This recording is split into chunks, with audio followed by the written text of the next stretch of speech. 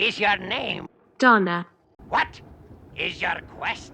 To make an ankle-length cape worthy of Scottish winters. What is your favorite sewing tool? My new Guttenheim sewing shears. Hello friends and fellow fabric slicers and dicers. In one sentence, how would you sum up the internet? Today is the big moment where we're going to cut into our fabrics. But first, as we like to say in my corner of CosTube, have you taken care of your meat suit today? Are you fed, watered, and medicated? If you're binge watching these videos in a playlist, have you taken a stretch break recently? Now is a great time to press pause and move around a little bit because we want to have clear heads and steady hands for this next bit. In fact, here, let's go on a short walk together and grab some fresh air. You can even throw some sticks for Canal if you like. Okay, let's go.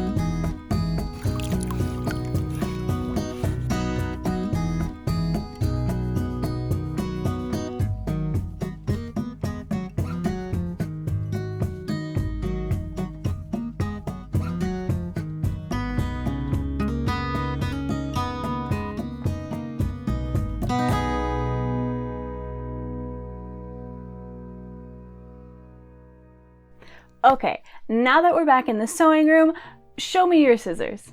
Give me a satisfying... Or, if you're a rotary cutter type person, let's make sure we have a sharp blade on there. If, like me, your work table isn't quite big enough and you'll be activating floor troll mode, maybe grab a broom and do a quick pass to pick up any dust or dog glitter. Go grab your fabric. We made sure it was pre-washed earlier, but I'm going to mention it again, just in case, and let's lay it out. How you place your pattern pieces on the fabric is going to depend on many things, such as how much fabric you bought, how wide it is, if you're trying to pattern match or not, the list goes on. So I'm not going to tell you how you should lay out your specific pieces. I will mention though that there are images suggesting various layout options on the instruction sheet that came with this pattern and most other commercial patterns, so if you're feeling a bit lost, that is a good place to start.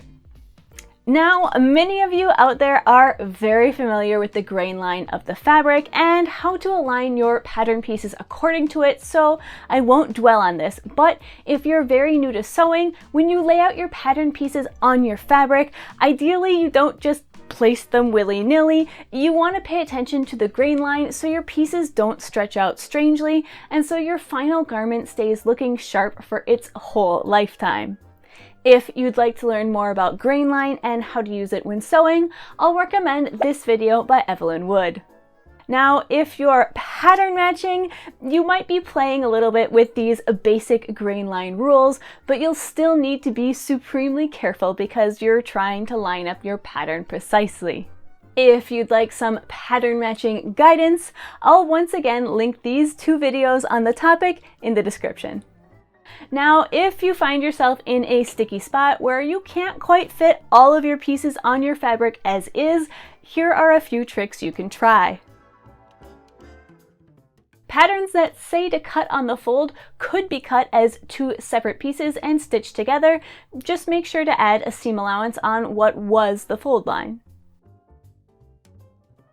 If pieces don't fit on the grain, they might be able to fit on the cross grain, and while this might not be ideal, in some circumstances, it's necessary. If your pattern pieces are too big for your fabric, consider breaking them down into multiple smaller pieces, like I did with the back of my cape pattern. This gives you a bit more flexibility to play with their placement and shift them around. If you're tight on space, consider using a smaller seam allowance. Commercial pattern pieces usually come with a huge seam allowance. On this pattern, it's 5/8 of an inch or 1.5 centimeters, which is very generous. You could easily trim this down to 3/8 or 1/4 inch if necessary. And lastly, just keep playing around with placement. Sometimes it just takes a few attempts to figure out the most efficient use of your space.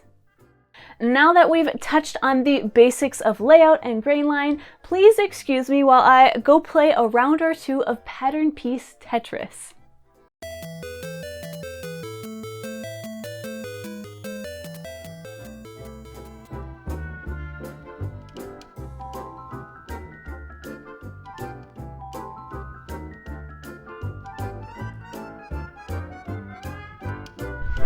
Okay, I've figured out where I want all my pieces to sit and I'm ready to start cutting. So everybody, let's go cut out our first pattern piece. And I'll meet you back here after we cut that out so we can look at the notches and other markings that are a very important part of this step.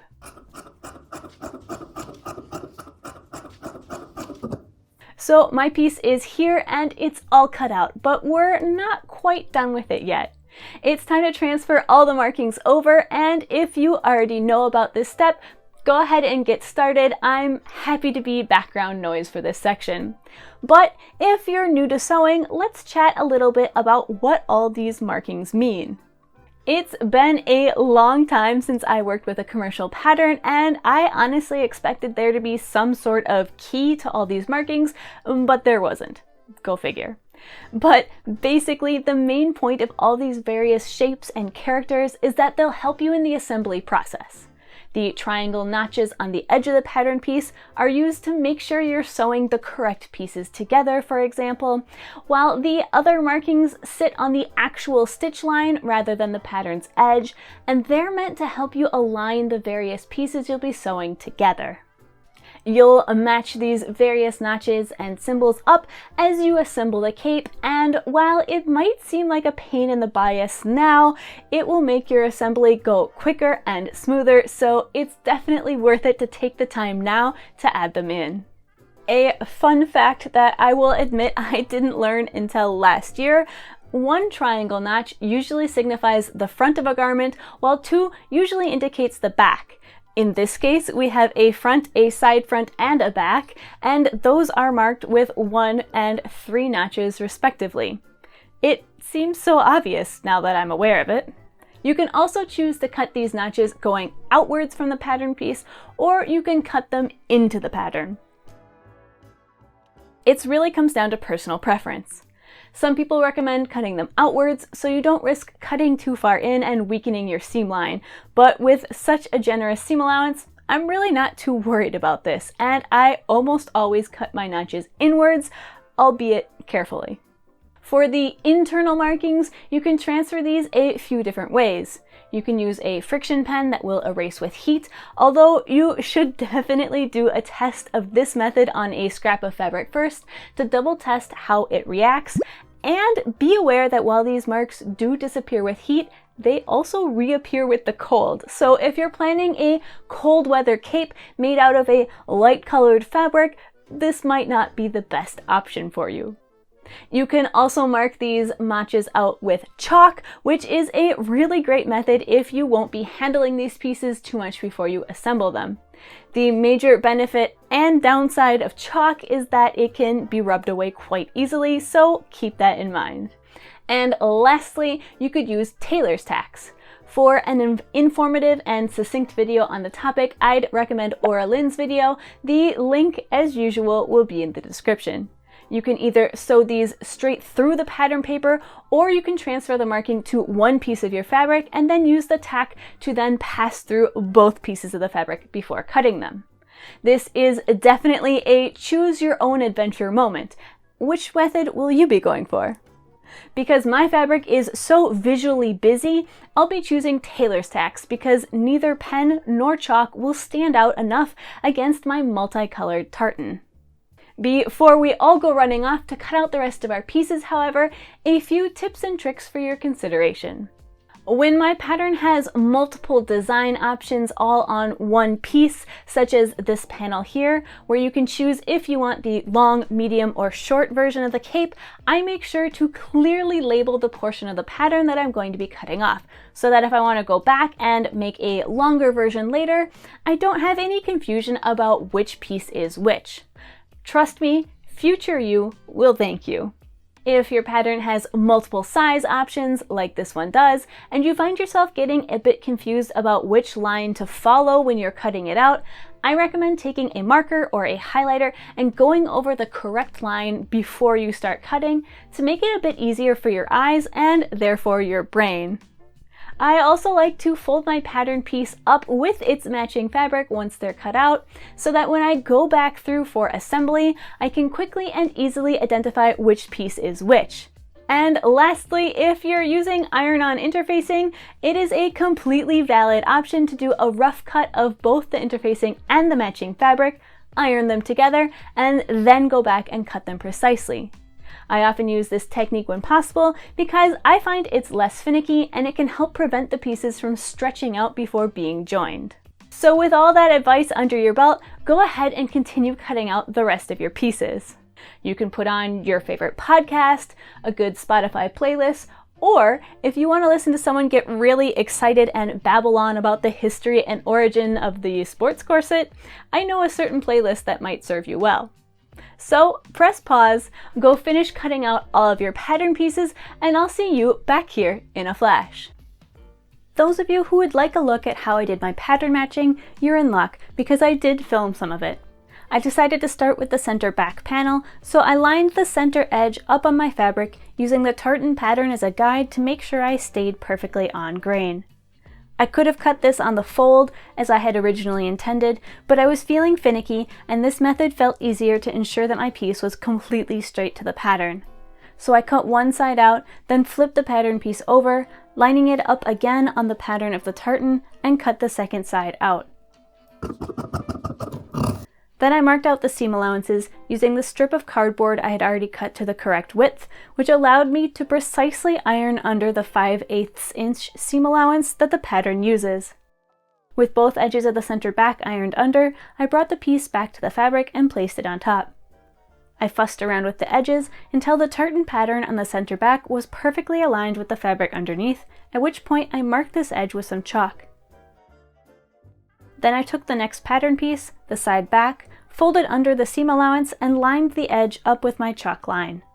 Then the piece could be weighed down and cut out, being sure to add back in the seam allowance on the edge that had been folded under before cutting it out too. I repeated the process for the same panel on the other side, this time with a helpful paw from sewing assistant Canal. If my patterns don't match up, I'm definitely blaming it on her. There wasn't a great way to carry the pattern over from the side back to the side front, so I didn't worry too much about it, cutting the side front more or less wherever and just making sure that the pattern was symmetrical on the right and left side. Not that anybody will necessarily notice, but I thought it was a nice touch. Then the center front panel was cut out. I wanted the dominant yellow and orange lines of the tartan to form a V or chevron pattern, so I took the front panel, already designed to be cut on a fold, and cut one piece out on the bias, being sure to add a seam allowance on what had been the fold line. Then I ironed that seam allowance down, and once again matched up the pattern as carefully as possible, which in this case required flipping the fabric over. Once I was satisfied with its alignment, I could place the pattern piece down and cut it out. Next, I pattern matched the button plackets, which I ultimately decided to cut separately from the side front panel for reasons I'll touch on in a future video. Then the pocket pieces were aligned with the grain running straight up and down, for a contrast against the chevron of the front panel. I thought about matching the facings too, just for fun, but this was entirely unnecessary and it would have required a really inefficient use of my fabric, so I ultimately didn't match all of them, only some of them. Hello friends, nice to see you again. Go ahead and give yourselves all a well-deserved pat on the back, because the most stressful part of this process is theoretically behind us. Hopefully everything went smoothly and you now have a pile of pattern pieces all cut out. Let's do a quick check. Did you cut out all of your fashion fabric? And if you're doing a lining, have you gotten all of those as well? And lastly, have you cut out any interfacing or staplers you'll be using? Are all your notches and other markings transferred over? If yes, great. And if not, make sure you go back through and do that so we can cross this final item off our list, and then we can have the satisfaction of checking this entire section off. Take a hydration break, give those fingers a nice little stretch, and let's check back in the next video where we finally get to start on the construction. Thanks for watching, and I'll catch you in the next one.